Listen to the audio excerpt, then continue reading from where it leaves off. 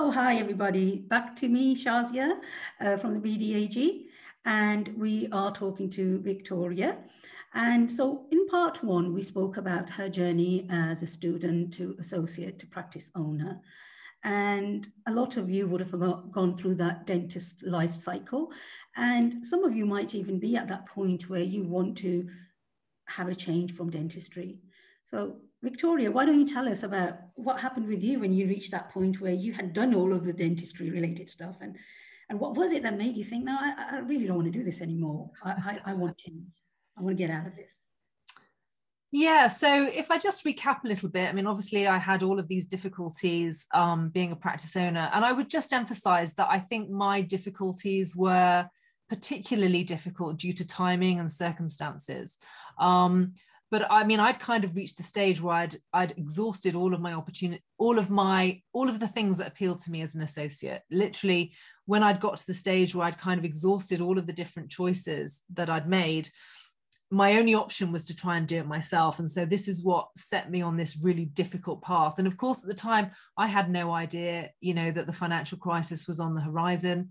As dentists, we're expected to know so many things that unless you've got people in your life or family members who understand what's going on in the wider world or how finance works, you're not really made aware of any of these things. And you can go to lots of meetings on financial advice, and often these are run by financial advisors who are trying to, sell you particular products. And of course, so that ends up becoming the environment that we're absorbed in. And that's the extent of what we know about these things. And in many respects, we kind of delegate those skills to other professionals, and we trust them and we rely on them to give us the education that we need.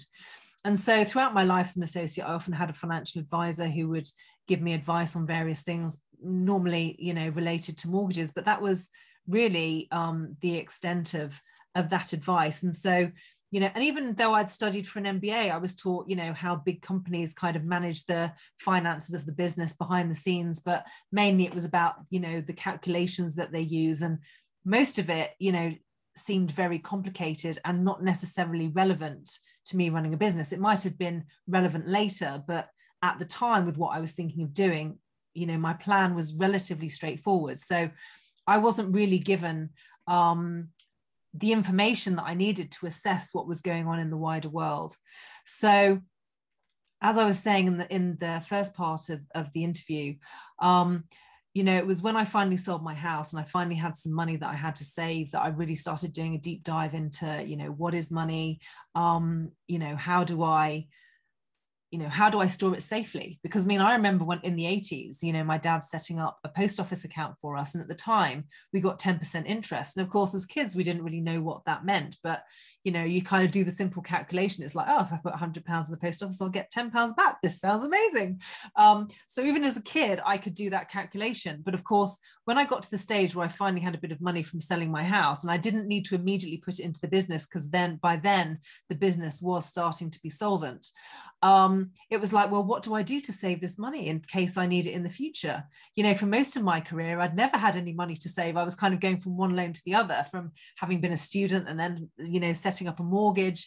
It's only by the time you're kind of getting to the middle of your life and starting to think about pensions and stuff like that, that you really start to give these issues any kind of serious consideration. And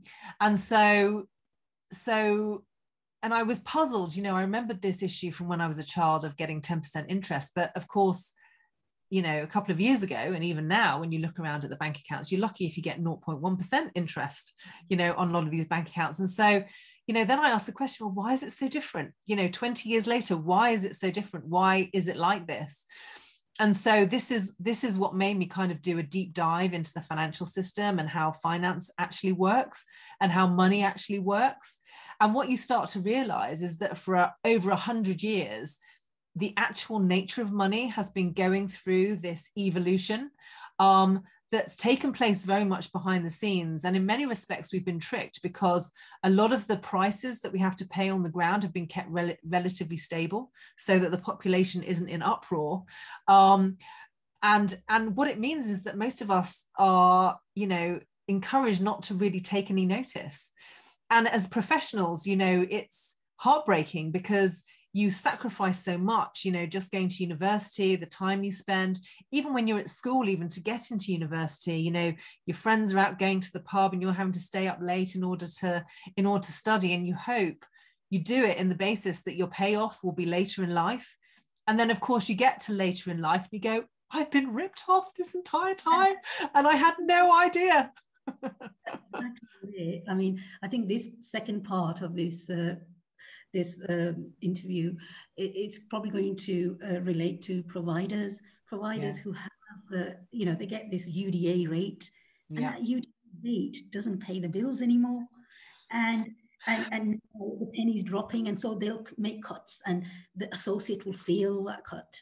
The associate will get ripped off, and so the system that's causing all of this. And again, like you said, because it's it's all to do with finance, the government would probably try and not let out that actually there's a struggle behind the scenes. So our throats would be cut and we've got to make ends meet. So this is probably where you kind of realized what was going on. Perhaps you can enlighten. Remember, on our group, probably 90% don't know about this. So this is why you called it the bigger picture, didn't you? So more about the bigger picture. Yeah. So this isn't a straightforward topic, and it's quite convoluted, and it takes a while to kind of unravel the threads. On my website, I've got a video called Bitcoin for Business, where I kind of go in a bit more detail, and I use some pictures and some slides in order to you know, demonstrate exactly what's happened with money. But, you know, basically, a lot of debt's kind of being created by the system. And what a lot of people don't realize is that the banknotes that we use, it's like a unit of account. And even if you get a banknote, it says on it, I agree to pay the bearer on demand £20, for example, on a £20 note. But what does that actually mean? You know, what does that £20 actually mean? And it turns out what it actually means is it's an accounting unit on the government's balance sheet. And behind the scenes, that balance sheet is constantly being influenced by how much debt the government is under, by who's willing to repay that debt. And what it actually boils down to is that a lot of people's pensions are the asset behind the debt that's being created by the government. And so a lot of this monetary juggling are accounting maneuvers in order to kind of keep the system going. Much of what happens with our money does not relate to reality at all. And, you know, even people who've studied economics, I mean, like I say, I mean, I did a business degree at university to try and understand, and they didn't really address what money was at all. And even if you start doing some research on the subject, you'll find that there's a lot of definitions. You know, something like Wikipedia will kind of say it's an accounting unit, or it's, you know, all of these convoluted explanations. Now, the best definition I came across is from a book called, I think it's, Murray Rothbard, called What Has Government Done to Our Money? And in that book, he talks about the fact that, you know, it's the medium of exchange that the majority of people have agreed was the medium of exchange. And for thousands of years, that was gold. And the reason for that was because it could be mined, because it had to be mined in the ground, you had to do quite a lot of work to acquire it. And because it would last a long time, it would enable people to hold their value. So if they wanted savings by holding some gold, they could pretty much rely on the fact that, you know, this was the way in which, you know, they could exchange value in the future. And it was a very good way of holding on to that. In many respects, it was a communication device. It was communicating to people that they had something of value. And if they held it in the future, it would enable them to buy things in the future. So, you know, this was one of the very basic explanation of why gold was seen as valuable for a long period of time. And for most of the 19th century, most of Europe was operating on what was called a gold standard. So what happened was a lot of, you know, most of the banks around the world would store banks in their bank vaults, because as much as gold had developed this reputation over thousands of years of being what's called sound money, it was really You said store the gold in the bank. Yeah, exactly. So sorry, I might have missed something there. So even though it had established this reputation as sound money, it was really inconvenient to transact with because it was heavy. And so by storing the money in the banks could take responsibility for holding the value of gold and then issuing almost a chit or a receipt to say, this is how much gold you've got in the bank. And they would keep the accounts of how much they were owning. And so this innovation actually is what helped, you know, technology to take off, because it made it easier for people to transact. They didn't have to haul around bags of gold coins or whatever.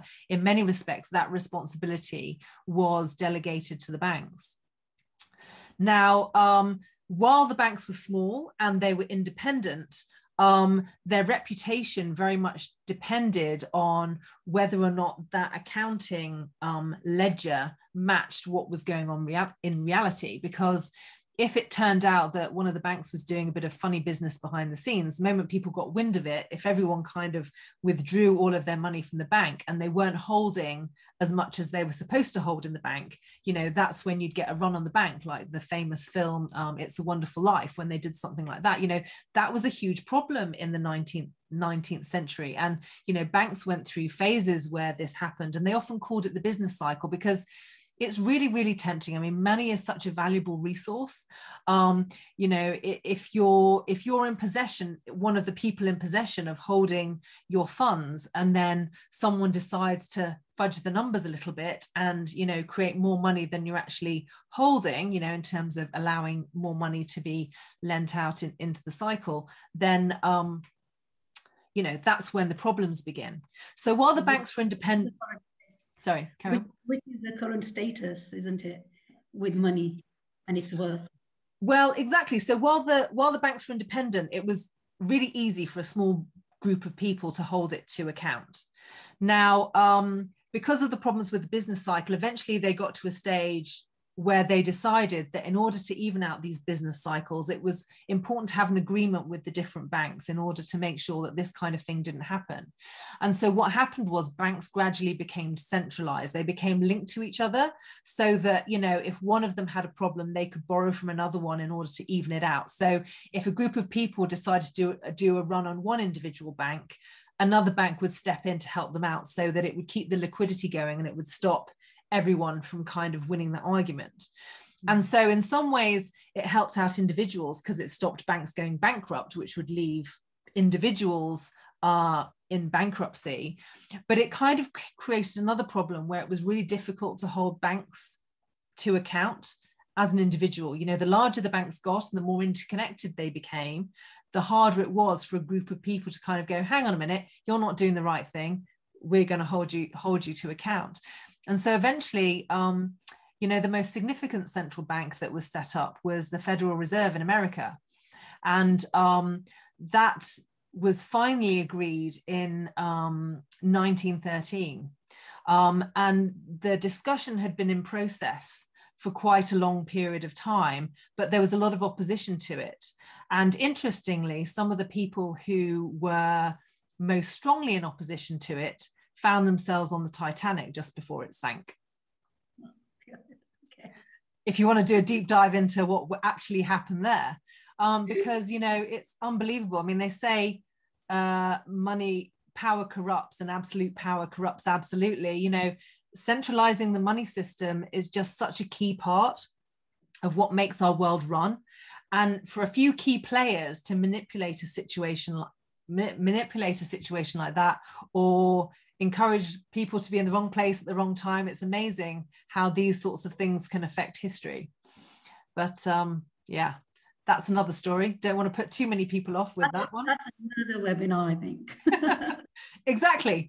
But anyway, going back to the Federal Reserve. So a year later, they finally got the go ahead for setting up the Federal Reserve. And what the Federal Reserve did is it kind of created this final agreement to link all of the banks in America. And once they did that, it was much harder for small groups of the population to hold the banks to account. Now, shortly after that, World War I broke out. Now, World War I was a really contentious conflict. And it turns out that there were a lot of people who wanted that conflict to go on longer than it would have done otherwise. Now, in order to fund a war, governments are normally the ones who are funding the war. They're taking the collective decision to say, this is the direction that we want to go for, and these are principles that are worth fighting for. But any kind of war requires resources, whether it's a law that is based on using lawyers, or whether or not it's a law that requires guns and tanks. Someone needs to pay for all of that. And normally, in time before the First World War, normally the war could only go on for as long as the government had the resources to keep it going. Once they ran out of money, that was it. Didn't matter who seemed to be winning the argument at that point. Normally it was the person who had the most depleted resources who couldn't keep it going, and on that basis they had to surrender because they couldn't continue to fight.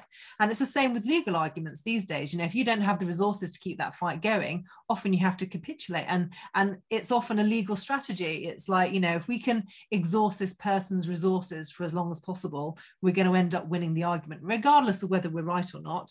It's about whether or not you've got the resources to fight to the bitter end. And so what happened in the First World War is they decided that, the issues were so important that they wanted to extend the law, extend the argument. And what they needed to do, in order to do that, they needed more resources. And so what happened was that they temporarily suspended the gold standard, which was the means by which countries were trading with each other based on the fact that their currencies were linked to a certain amount of gold. And so by suspending the gold standard, they kind of set up this situation. That was the first point at which they broke the golden rule in terms of how money was valued. And so this is what allowed the war to be so long and so contentious, because they'd created a way of having unlimited resources in order to keep the argument going. And in many respects, they were kind of taking a bet. It was kind of like, well, whoever wins the war gets to reset their currency first. And so they win by default. So, not only was it devastating in terms of scale and death and destruction, but, they used this as it was used as an opportunity to start to corrupt the currencies. And it was like an additional strategy. By using the currency in this way, the winners were taking a bet that whoever won could reset their currencies, and whoever lost would pay the bill. And so this was a setup for World War II, because of course Germany ended up devastated by the war. All of the debts for the war were lumbered on them.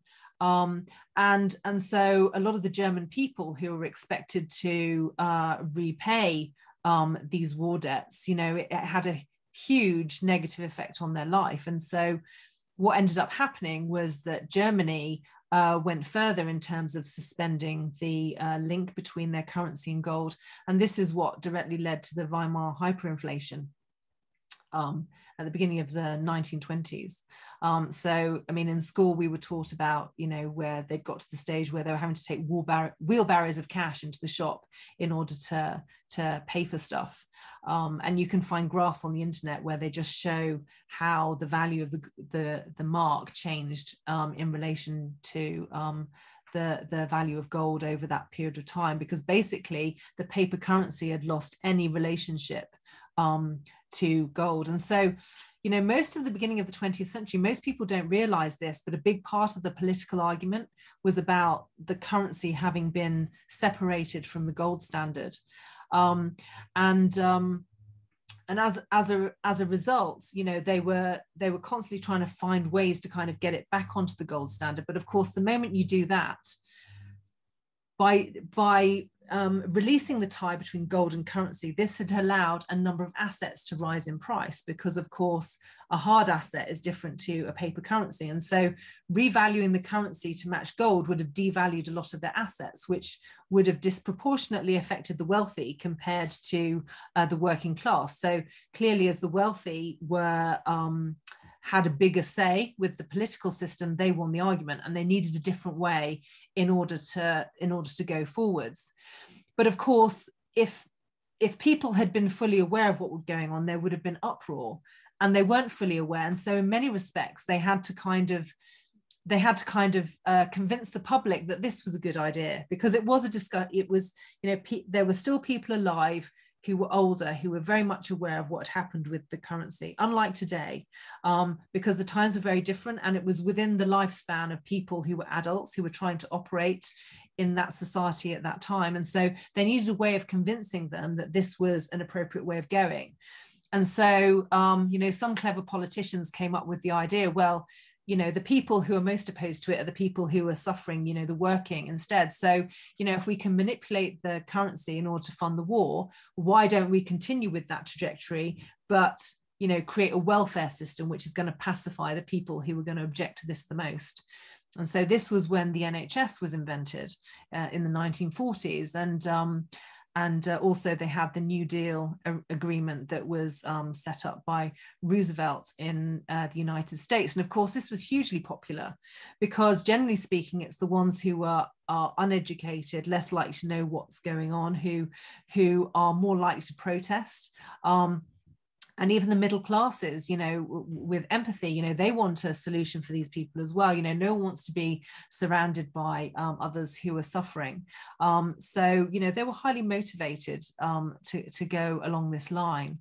So for that reason, these solutions were very popular. And of course, part of the Great Depression had been very much come about as a result of this issue with the currency, the stock market. I mean, the Great Depression is very much blamed on the stock market crash, but actually, if you realize what was going on behind the scenes in terms of currency, that explains how at the time the stock market got so high.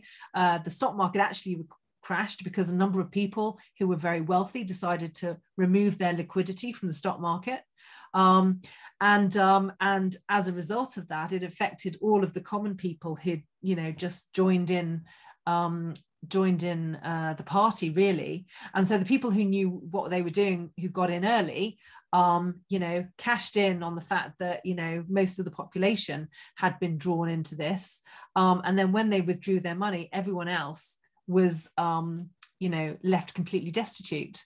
So of course, then they'd created a situation where everyone was destitute. So they'd created the perfect problem for which they had a solution, which kept the problem going that they'd created in the first place.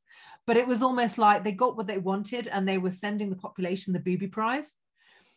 And actually, if you look back in history, I mean, dentistry was one of the last professions that actually agreed to be part of the NHS. And there was a lot of controversy about it. A lot of people objected to it because, of course, these were the people who were smart, who understood what was going on.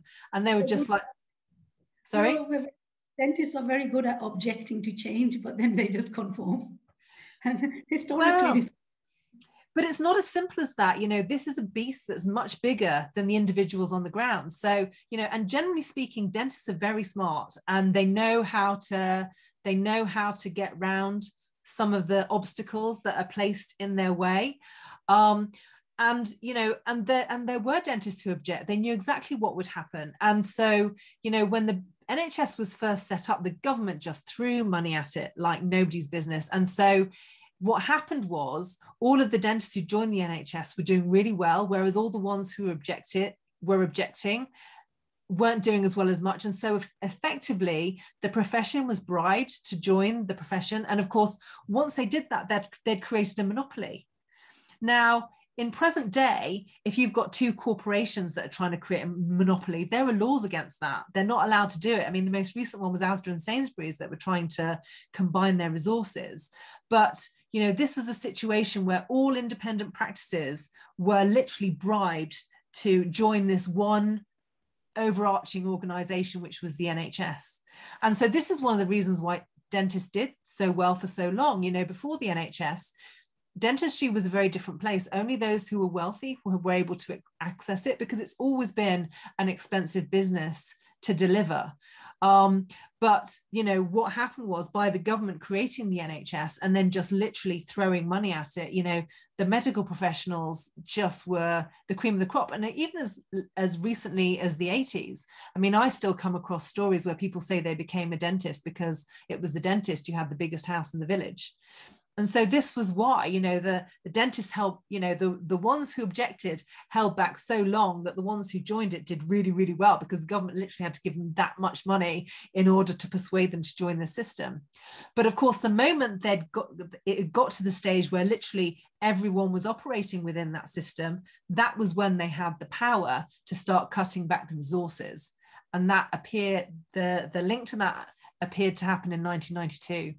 So in the early 90s, when I was telling people that I wanted to be a dentist, I mean, I chose to be a dentist because I thought it would be a practical job and it'd be nice to look after people. I didn't really know much about the finances of dentists, but, you know, that's when people turn around to me and like, oh, you're a smart cookie, aren't you? And I was like, am I? You know, and then they kind of say, oh yeah, dentists are really rich, blah, blah. I mean, I didn't know about any of that. It was only when people started telling me. And so, you know, the 80s was almost a golden age for dentists, and they were doing really well. But of course, you know, they were working in a situation where their business plan was literally being managed by the government. And even by the 80s, there'd been 40 years where everyone had kind of been conditioned into this mindset. You know, it's almost a generation, 2 generations of, you know, working people. There were some people who had their entire career just working for the NHS, and it worked out really well for them. But of course, in 1992, when they started to cut back on the fees, you know, the whole game changed. But of course, by then, because you've got this inherent psychology of, you know, this is the way it is, it's, you know, it's David and Goliath. You know, you're trying to fight Goliath at that point. You know, you've created a monster that it's really, if you decide you want to object, it's really, really difficult. And so, of course, when they started cutting the fees, that was the point at which people started to object, and they went off on their own. But, you know, trying to go off on your own and do something else, you literally are David and Goliath. You are fighting a monster. And not only that, I can tell you from my personal experience, you know, trying to operate a private practice when everyone's used to the NHS, you're constantly having to justify yourself because, you know, in order to operate purely, you know, most of these patients don't realize the amount of stuff that's being subsidized for you in the background.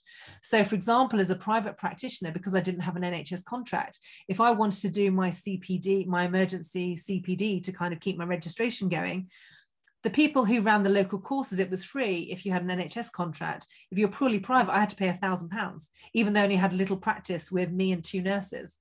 You know, so those sorts of things really tip the scales against you. You know, you're fighting a much harder battle. And of course, you know, the patients don't know that. And more often than not, the only time you've got is to focus on their problems. They're not interested in what your problems are in the background. And so they'll come in and say, well, you know, how come you're 10 times more expensive than my NHS dentist?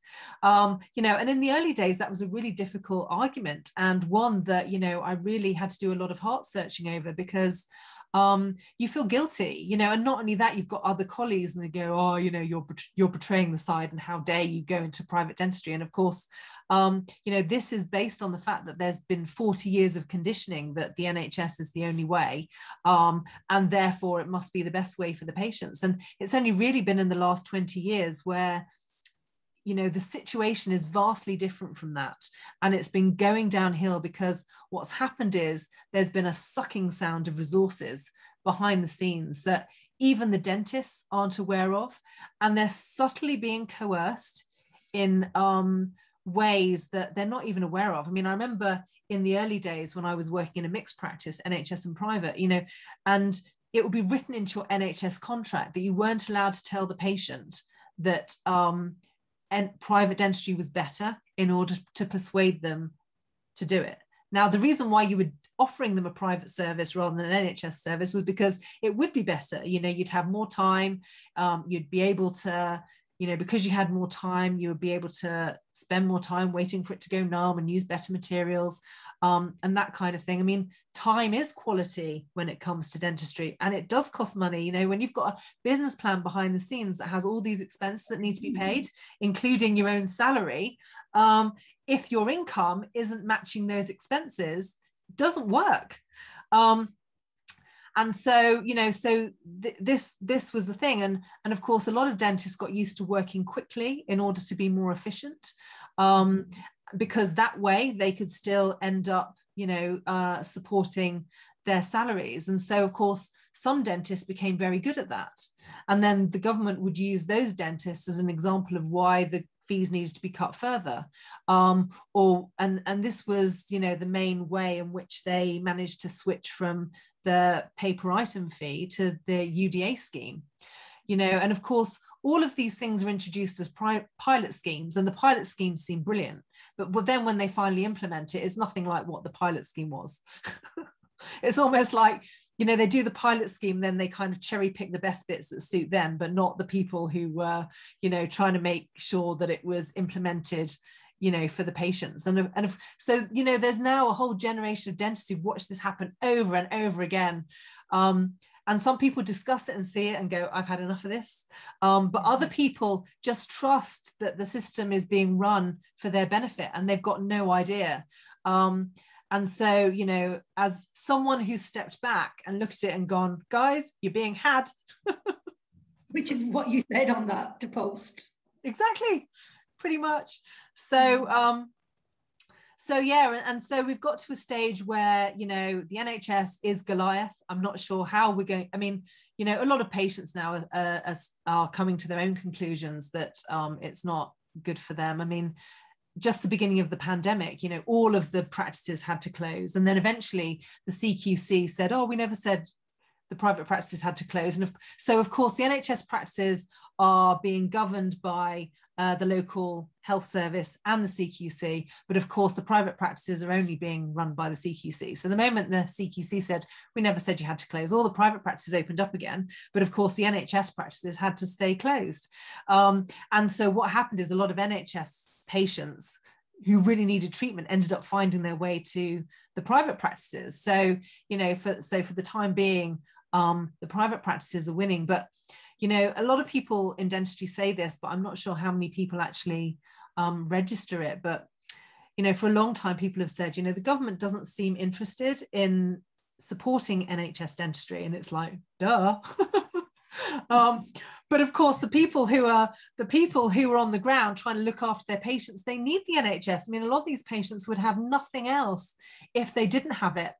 And there've been debates through the years as to whether or not, you know, they should just make the NHS an emergency scheme only. So that's what they have in America with something like Medicare. But of course, once you do that, you know, even with private practice, I mean, the difference with America, I mean, a lot of people think America's healthcare service is more free market, but it's not. The problem with America is that it ends up being controlled, but in a different way, because it's all managed by 3 different insurance companies. So, you know, they manage to operate the same kind of shenanigans. It's just that you've got 3 Goliaths rather than 1. So, you know, it's equally dysfunctional. I mean, I think the last 100 years has just kind of been this experiment in centralized healthcare, which, if you've actually operated within it, has a huge number of disadvantages. But trying to get the general population to see it, it's hard to get even the professionals to see it, let alone the professionals, let alone the public. So it's, and people don't have time to even think about it, let alone discuss it, and then kind of go, guys, look over here. And when they do discuss it as well, it's like, you're from the ground, you're telling them that, look, this is how it should be. Yeah. This will work, this won't work. Yeah. But on the other end, they'll just do what they want to do. And yeah. You just feel like, why have I spent hours of my time? Why have I just wasted my time on this? But, you know, you just hope that they'll take at least some bits that you've said and implement them.